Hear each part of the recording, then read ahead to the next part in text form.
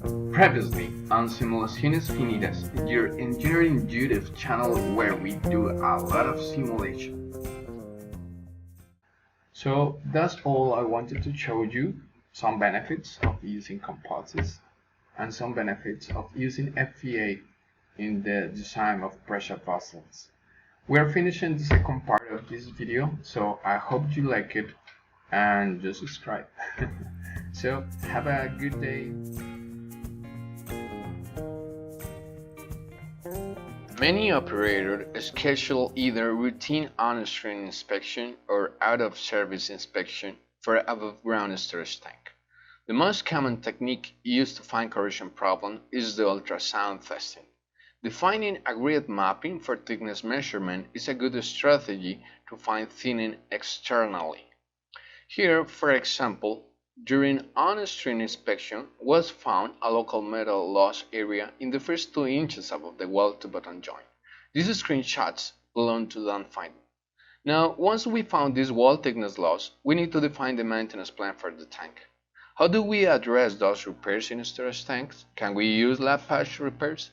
Stay to the very end of this video and we will find out a solution for that. When you get older, plainer, saner, when you remember all the danger we came from.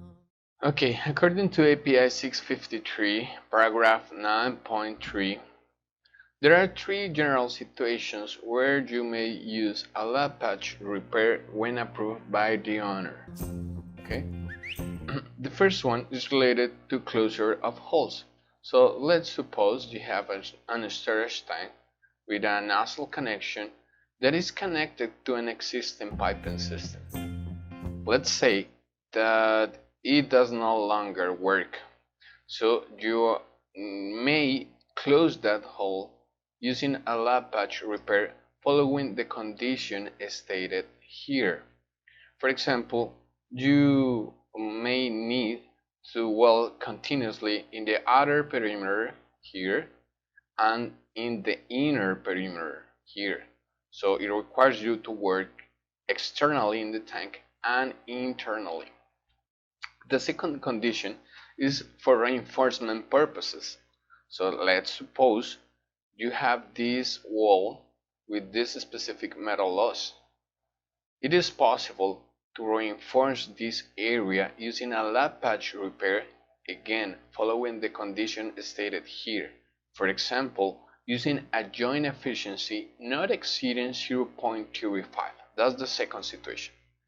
In the final situation, we may have, for example, an storage tank with widely scattered pitting where it produced a leak. So it is possible to repair using a lab patch repair and again following the conditions stated here. At the beginning of this paragraph, there are 10 general guidelines, these ones, that you must follow for a repair compliant with the code. It states about the material specification, thickness specification, the configuration of the geometry, space requirements, limit of the size of the repairs, and so on. For the example that we are looking at in this video, we will follow this situation. So we will work with a joint efficiency not exceeding 0.35 using a lab patch repair for the metal loss found in the storage tank that I showed you at the beginning. The move.